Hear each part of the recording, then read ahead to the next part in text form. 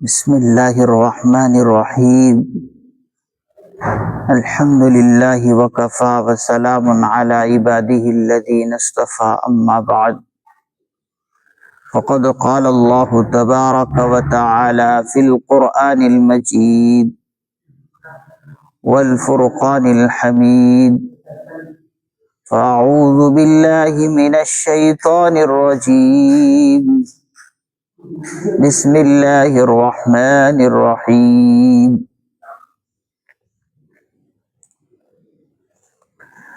الذین یقیمون الصلاة ومما رزقناہم ينفقون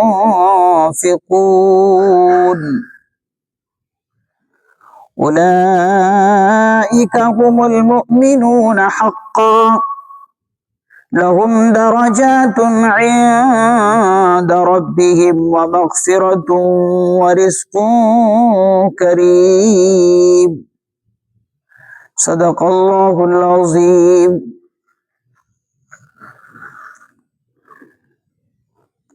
الذين يقيمون الصلاة ومما رزقناهم ينفقون،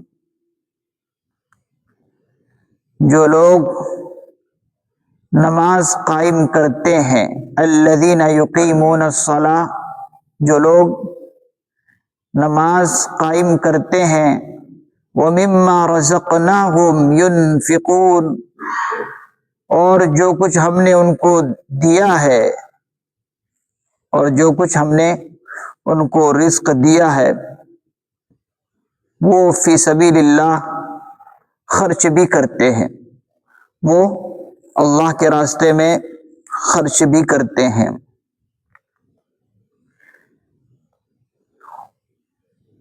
اوپر کی آیات سے اللہ جل شانہ وعم نوالہ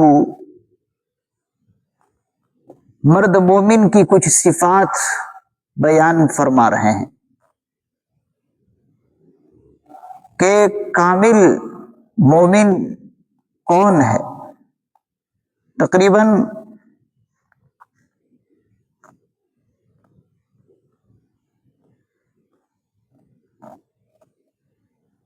پانچ صفات یہاں پر بیان فرمائے ہیں مرد مومن کی، کہ کامل اور پکا مومن کون ہے۔ دیکھیے اس سے پہلی آیت جو ہے انما المؤمنون الذین اذا ذکر اللہ وجلت قلوبهم واذا تلیت علیہم آیاتہ زادتہم ایمانا، اس کے اندر کچھ صفات مرد مومن کی بیان کی گئی کہ مومن وہ ہے جب اللہ کا ذکر ان کے سامنے کیا جاتا ہے تو ان کے دل جو ہے سہم جاتے ہیں، وجلت سہم جاتے ہیں، ڈر جاتے ہیں۔ یہ مرد مومن کی پہلی نشانی ہے، پہلی صفات کیا ہے کہ جب اللہ کا ذکر کیا جاتا ہے تو ان کے دل سہم جاتے ہیں، ڈر جاتے ہیں۔ کیا مطلب؟ یعنی اللہ کی محبت اور اللہ کی یاد ان کے دل میں سما جاتی ہے، ان کے دل میں رچ بس جاتی ہے اللہ کی محبت جب اللہ کا ذکر کیا جاتا ہے۔ اور پھر اس کے بعد کیا ہوتا ہے؟ ان کے دل کو ایک سکون حاصل ہوتا ہے، ایک راحت محسوس ہوتی ہے۔ تو یہاں پر وجلت کا لفظ فرمایا کہ ان کے دل سہم جاتے ہیں، ڈر جاتے ہیں۔ یہاں ڈرنے سے مطلب یہ نہیں کہ ان کے دل کا سکون ختم ہو جائے، وہ ڈر مراد نہیں ہے۔ جیسے ایک درندہ کو دیکھا جائے، کوئی شیر کو دیکھ لے جو ایک درندہ ہے، تو اس کا سکون دل کا کیا ہوتا ہے؟ برباد ہو جاتا ہے۔ یہ ڈر مراد نہیں ہے کہ اللہ کا ذکر ہوتے ہی ان کا دل ڈر گیا، تو ڈرنے سے مطلب یہ ہے کہ اس کے دل کا سکون ہی ختم ہو گیا، وہ ڈر مراد نہیں ہے۔ بلکہ یہ ڈر سے مراد وہ ڈر ہے کہ اللہ کی محبت ان کے دل میں سما جاتی ہے، رچ بس جاتی ہے، اور ان کے ایک سکون ان کے دل کو میسر ہوتی ہے، تو وہ ڈر مراد ہے۔ اور یہ پہلی صفت ہے مرد مومن کی۔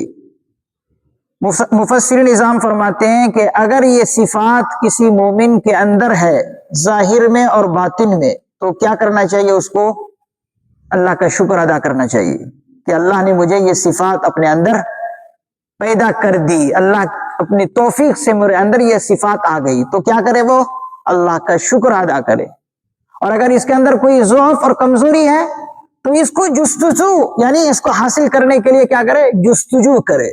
بہت اہم یہ آیتیں ہیں، ہمیں سننے میں بہت مزہ بھی آئے گا، اور اگر آپ اس کو تفسیر میں پڑھیں گے تو اور آپ کا دل باغ باغ ہو جائے گا، منور ہو جائے گا، دل آپ کا روشن ہو جائے گا۔ بہت اہم آیتیں ہیں مرد مومن کے لیے۔ تو اگر یہ صفات اگر ہے کسی مومن کے اندر تو اسے اللہ کا شکر ادا کرنا چاہیے، اگر نہیں ہے تو پھر اس کو حاصل کرنے کی جستجو اور کوشش کرنی چاہیے۔ ایک پہلی صفت۔ دوسری صفت وَإِذَا تُلِيَتْ عَلَيْهِمْ آيَاتُهُ زَادَتْهُمْ ایمانا، جب ان کے سامنے اس کی آیتیں تلاوت کی جاتی ہے تو ان کا ایمان بڑھ جاتا ہے۔ دیکھیے ایمان بڑھتا اور گھٹتا ہے، ایمان کیا ہوتا ہے؟ بڑھتا اور گھٹتا رہتا ہے، یہ ایک بہت بڑی چیز ہے۔ ایمان اگر بڑھتا رہے تو انسان اللہ کا شکر ادا کرے، گھٹ جائے تو اللہ کی طرف رجوع کر لے، اللہ کی طرف دوڑ کے آئے، توبہ کرے۔ ایمان بڑھتا اور گھٹتا رہتا ہے۔ اگر انسان گناہوں میں ملوث ہے، گناہ پر گناہ کیے جا رہا تو اس کا ایمان گھٹ رہا ہے، کب کیا ہو جائے اس کا ایمان کا پتہ نہیں۔ لیکن اگر انسان اعمال صالحہ کر رہا ہے، اعمال صالحہ کی جستجو میں ہے، کوشش میں ہے، تو اس کا ایمان بڑھتا ہے، اس کے ایمان کے اندر ایک نورانیت، ایک تقویت، قوت آتی ہے۔ تو اعمال صالحہ سے انسان کا ایمان کیا ہوتا ہے؟ بڑھتا ہے۔ اعمال صالحہ مطلب یعنی اچھے اچھے اعمال کرنے سے اس کا ایمان بڑھتا ہے، اور بڑھتا اس طرح ہے کہ وہ انسان اپنے اعضاء اور جوارح میں راحت اور ایک خوشی محسوس کرتا ہے، اس کے اعضاء و جوارح بھی اس چیز کو محسوس کرتے ہیں۔ اور جب اعمال صالحہ کرے گا، اس کا ایمان بڑھے گا، تو طبعی تقاضے اس کے اور یہ کہیں گے کہ اور اعمال صالحہ، اور اعمال صالحہ کر، اور گناہ سے اس کو نفرت ہوگی، گناہ سے اس کو نفرت ہوگی۔ تو جب ایمان انسان کا بڑھتا ہے تو یہ حالت ہوتی ہے۔ تو ایمان بڑھتا اور گھٹتا رہتا ہے۔ تو اگر انسان اعمال صالحہ کرتا رہے تو ایمان بڑھے گا، اگر گناہ کرتا رہے تو ایمان گھٹے گا۔ اس کے دل کے اندر نورانیت کے بجائے تاریکی آئے گی، اندھیریاں آئیں گی، زنگ لگ جائیں گے اس کے دل پر، تو پھر وہ اعمال صالحہ نہیں کرے گا۔ یہ دوسری صفت دیکھیے، بہت اہم آیتیں ہیں۔ اگر یہ صفت اپنے اندر ہے کہ ایمان آپ کا بڑھ رہا ہے تو اللہ کا شکر ادا کیجئے۔ آگے فرما رہے وَعَلَىٰ رَبِّهِمْ يَتَوَكَّلُونَ، اور وہ اپنے رب پر بھروسہ کرتے ہیں۔ اعتماد اور بھروسہ کس پر ہے؟ اللہ پر ہے۔ انسان دنیا کے اسباب اور آلات کو اپنائے، تدابیر اختیار کرے، لیکن تدبیروں پر اور منصوبوں پر ان کا بھروسہ نہ ہو، بلکہ کس پر ہو؟ اللہ پر بھروسہ۔ انسان دوائی لے رہا ہے، دوائی کھا رہا ہے، دوائی کو ایک سبب سمجھے کہ یہ اللہ نے ایک سبب بنایا صحت کے لیے، بیماری کے دور کرنے کے لیے، لیکن دوا کے اندر شفا نہیں ہے۔ شفا دینے والی ذات کون ہے؟ اصل اللہ ہے۔ تو انسان سبب اور آلات اختیار کرے، لیکن سبب ہی کو کافی نہ سمجھے، بلکہ اللہ نے اس سبب کو پیدا کیا، تو اس سبب کے پیدا کرنے والے پر پورا اس کا بھروسہ ہو۔ تو اگر یہ صفت کسی مومن میں ہے تو وہ مرد مومن ہے، کامل مومن ہے۔ آج ہمارا ایمان اس میں بھی بہت کمزور ہے۔ ہم تدبیروں پر پورا بھروسہ رکھتے ہیں، ہمارا فلاں یہ پلان ہے، وہ پلان ہے، اور اس کے لیے ہمارے پاس اسباب ہے تو سمجھتے اسباب تو ہے ہی، پلان پورا ہوگا۔ اللہ پر بھروسہ کم ہے۔ نہیں، پورا پلان ہے، ساری چیزیں آپ کے پاس ہے کہ یہ کام میں کر جاؤں گا، لیکن ساتھ ساتھ اللہ پر بھروسہ ہونا چاہیے کہ اگر اللہ کی طرف سے منظور ہوگا تو یہ کام میرا مکمل ہوگا۔ یہ بھروسہ. تو یہ ایسی صفتیں ہیں کہ ایک مرد مومن کے اندر ہونی چاہیے، چاہے وہ مومن مرد ہو چاہے وہ مومن عورت ہو. تو اللہ پر بھروسہ، کیونکہ سبب جو پیدا کیے ہیں ان سبب پر اثرات بھی وہی ڈالیں گے. یہ سبب کافی نہیں ہے. یہ تیسری صفت ہوئی جو ایک مومن کے اندر ہونی چاہیے، بہت اہم ہے. آپ اس کو تفسیر میں پڑھیں گے تو اور مزہ آئے گا آپ کو. آگے فرماتے الذین یقیمون الصلاۃ ومما رزقناہم ينفقون. چوتھی صفت، جو لوگ نماز کو قائم کرتے ہیں، جو نماز کو قائم کرتے ہیں وہ بھی مرد مومن ہیں. دیکھیے، ایک ہے نماز پڑھنا اور ایک ہے نماز کو قائم کرنا. کیا ہے؟ دونوں میں فرق ہے. ایک ہے نماز پڑھنا اور ایک ہے نماز قائم کرنا، دونوں میں فرق ہے. مفسرین نظام فرماتے ہیں نماز پڑھنا تو یہ ہے کہ آپ جو ہے بغیر اس کے آداب اور شرائط کے آپ نماز پڑھ رہے ہیں. آپ جھکنے کو جھک رہے ہیں، رکوع کو جانے کو جا رہے ہیں، لیکن آداب رکوع کے کیا ہے، سجدے کے آداب کیا ہے، قیام کھڑے ہونے کے آداب کیا ہے، قوما بیٹھتے ہیں تو اس میں بیٹھنے کے آداب کیا ہے. اگر آپ یہ آداب اور یہ شرائط کو سامنے رکھ کر، ان چیزوں کو ملحوظ رکھ کر آپ نماز پڑھ رہے ہیں تو یہ نماز پڑھنا نہیں ہوا، بلکہ یہ نماز قائم کرنا ہوا. قرآن کیا کہتا ہے؟ نماز قائم کرو، نماز پڑھو نہیں. حضور نے ہمیں نماز قائم کرنے کو بتایا ہے کہ کیسے کرنا ہے. حضور نے ہمیں اپنے اعمال سے، اقوال سے، احوال سے بتایا ہے کہ نماز قائم کیسے کی جاتی ہے. تو انسان اگر نماز پڑھ رہا ہے تو اگرچہ فتوے کی روح سے اس کی نماز ہو گئی، نماز پڑھ رہا، جیسے جھکنے کا تھا جھکا، قیام کرنے کا تھا، کھڑا ہونے کا تھا کھڑا ہوا، سجدے کو جانے کا تھا گیا، لیکن جو آداب اور شرائط تھے وہ نہیں کیے، تو فتوے کی روح سے اس کی نماز جائز ہے، نماز ہو گئی، لیکن نماز کے جو برکات ہے وہ نہیں ملیں گی. ان الصلاۃ تنہی عن الفحشاء والمنکر، کہ نماز بے حیائی سے اور ہر برے کام سے روکتی ہے. یہ جو برکات نماز کے اندر یہ ہے کہ بے حیائی سے اور ہر برے کام سے نماز روکتی ہے، تو یہ برکات اور روکنا کب ہے؟ جب نماز کو ہم قائم کریں گے. آج ہم نماز پڑھتے ہیں، نماز کو قائم نہیں کرتے. نماز کے کیا کیا رکن ہے، کیا کیا سنتیں ہیں، کیا کیا فرض ہے، کیا کیا واجبات ہے، معلوم نہیں. تو یہ نماز پڑھنا ہم ایک زمانے سے کر رہے ہیں. تو مطلب کیا ہے؟ نماز کو قائم کرنا. اس کے لیے آداب اور شرائط جاننی چاہیے، کیا کیا آداب ہے. تو قرآن یہی کہہ رہا. اقامت کے معنی کیا ہے؟ اقامت کے معنی آتے ہیں کسی چیز کو سیدھا کھڑا کر دینا. یہ نہیں کہ ٹیڑھا میڑھا کھڑا ہوا تو یہ اقامت ہوگی، نہیں. کسی چیز کو بالکل سیدھا کھڑا کرنا. جیسے کہتے ہیں کہ اقامت اسے کہتے ہیں کہ جیسے سیخ ہے، آگ پر رکھتے ہیں، اس کو سیدھا کرتے ہیں، تو اس کو کہتے ہیں اقامت. اور یہاں پر کیا فرمایا؟ پڑھنا نہیں لفظ لے کر آیا اللہ تعالیٰ. یقیم اقامہ سے بنا ہے، تو سیدھا کھڑا ہونا. تو سیدھا کھڑا ہونے سے مطلب پورے شرائط کو ملحوظ رکھ کر نماز ادا کرنا. یہ ایک ایمان والے کی صفت ہے، مرد مومن کی صفت ہے، چاہے وہ مرد ہو یا عورت ہو. اگر یہ صفت ہے تو اللہ کا شکر ادا کیجیے، اگر نہیں ہے تو اس کو حاصل کرنے کی جستجو اور کوشش کیجیے. حضور نے ہمیں یہ بتا کے گئے، اور بتا کر ہی نہیں بلکہ اعمال کے ذریعے سے ہمیں سکھا کر گئے. حضور نے فرمایا جیسے میں نماز پڑھتا تم بھی ویسے نماز پڑھو. آگے فرماتے پانچویں صفت کیا ہے؟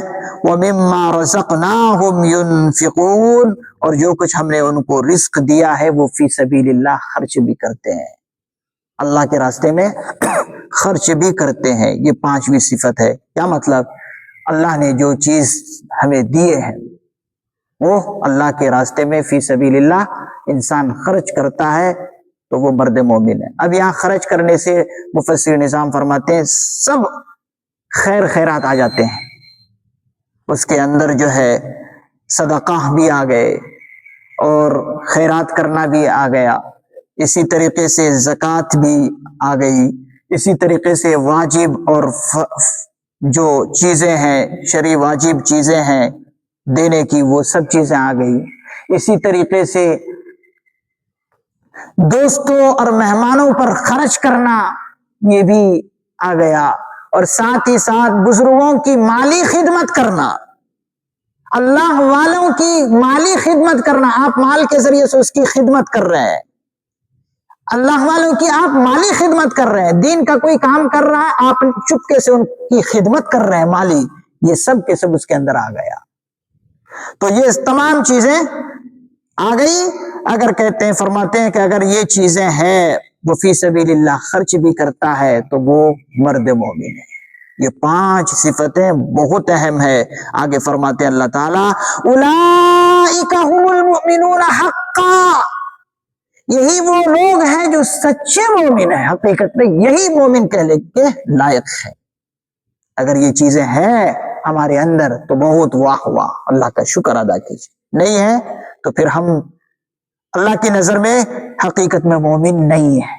اب مومن بننے کی کوشش کرنی ہے، اس لیے فرمایا اولئک هم المؤمنون حقا، یہی لوگ ہیں جو حقیقت میں مومن ہیں۔ اور جب یہ حقیقت میں مومن ہوں گے تو اللہ تعالیٰ ان کے لیے کیا دینے والے ہیں؟ لہم درجات عند ربہم، 3 چیزیں دے رہے ہیں۔ یہ سب چیزیں ہونے پر تین چیزیں مومن کو اللہ تعالیٰ عطا کریں گے۔ کیا؟ ان کے لیے ان کے رب کے پاس بڑے بڑے درجات ہے۔ درجتن نہیں کہا، درجتن ایک واحد لفظ ہے، اور درجات بہت سارے درجات، بہت سارے بڑے بڑے درجات ہیں۔ تو درجات عند ربی ایک پہلی چیز ہے اس کے لیے جو یہ صفت اپنائے ہوئے ہیں، ان کے رب کے نزدیک بڑے بڑے درجے ہیں، درجات ہے۔ دوسری چیز وہ مغفرہ، اور اللہ کی طرف سے مغفرت کی پروانہ ہے، بشارت ہے کہ تم بخشے بخشے ہو۔ ہر انسان کو بخشے بخشے ہونا ہے، بخشش چاہیے۔ بخشش کب ہوگی؟ جب یہ چیزیں اپنائیں گے۔ اور تیسری چیز ورزق کریم، اور عمدہ اور پاکیزہ رزق اللہ تعالیٰ عطا کریں گے۔ جو یہ صفتیں اپنا کر ہیں اپنے اندر، یہ اپنے اندر نافذ کر کے ہیں، جاری کر کے ہیں، تو ورزق کریم ان کے لیے کیا؟ عمدہ رزق ہے۔ اور جب یہ رزق بانٹیں گے فی سبیل اللہ، اللہ کے راستے میں دیں گے تو اللہ تعالیٰ اس رزق میں اور اضافہ کریں گے۔ تو یہ 3 چیزیں بشارت کے طور پر ہے، خوشخبری کے طور پر ہے۔ اسی لیے یہ چیزیں اپنانے کی ضرورت ہے، اپنے اندر داخل کرنے کی ضرورت ہے۔ حضرت خواجہ حسن بصری رحمت اللہ علیہ بہت بڑے اللہ والے گزرے ہیں۔ ان سے کسی نے پوچھا کہ آپ بتائیے کہ آپ مومن ہیں یا نہیں؟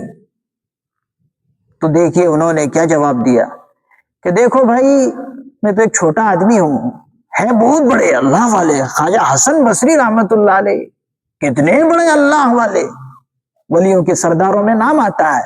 تو انہوں نے کہا کہ اگر تمہارا مقصد پوچھنے کا یہ ہے تو سنو، ایمان کے 2 درجے ہیں، ایمان 2 قسم کے ہیں۔ اگر تمہارا مقصد یہ ہے کہ میں اللہ پر اور اللہ کے فرشتوں پر، اللہ کے رسولوں پر اور اللہ کی کتابوں پر، جنت اور دوزخ پر، حساب و کتاب پر، قبر اور حشر پر ایمان رکھنے کا مطلب ہے تو میں ان تمام چیزوں پر ایمان رکھتا ہوں، الحمدللہ تمام چیزوں پر میرا ایمان ہے۔ اگر تمہارا یہ مقصد ہے تو جواب میرا یہ ہے۔